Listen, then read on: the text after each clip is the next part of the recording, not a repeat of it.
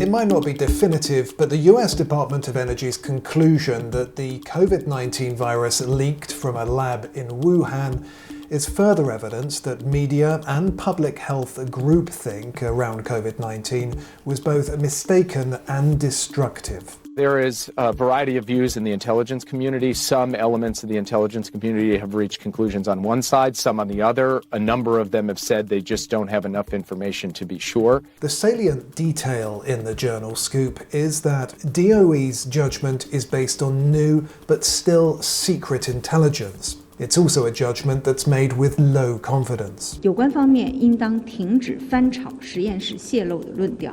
China has covered up whatever evidence it had about the virus's origin, and it refuses to let the World Health Organization conduct a more thorough probe than it did back in 2021.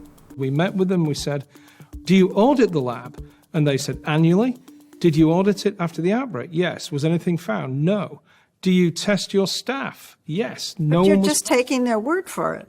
Well, what else can we do? There's a limit to what you can do, and we went right up to that limit. Today, House Republicans are moving ahead with their own investigation and are pressing the Biden administration for more details about what it knows. Well, I think we need to have public hearings on this and really dig into it. Well, back in April of 2020, we published an op-ed by Tom Cotton titled "Coronavirus and the Laboratories in Wuhan."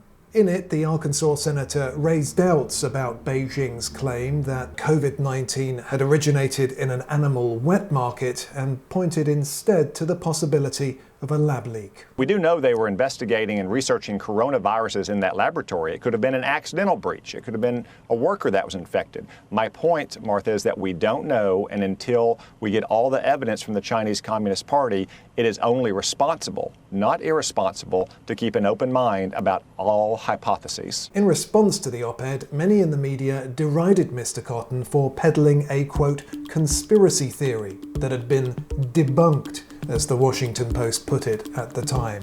Then, of course, came the heated Senate showdown with Anthony Fauci, who'd previously cast doubt on the lab leak hypothesis. Take an animal virus and you increase its transmissibility to humans, right. You're saying that's not gain of function? Yeah, that is correct. And Senator Paul, you do not know what you are talking about, quite frankly. And I want to say that officially.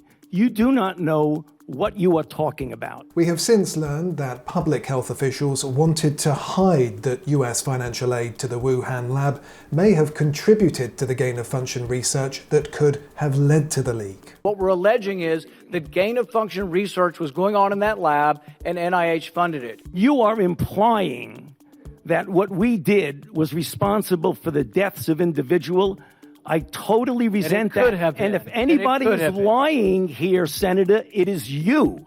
Given China's cover-up, we may never know for sure how the virus first struck humans. But Americans deserve to know the facts about the relationship of the US National Institutes of Health to the Wuhan lab and to promoting gain-of-function research. The early deception also needs to be exposed.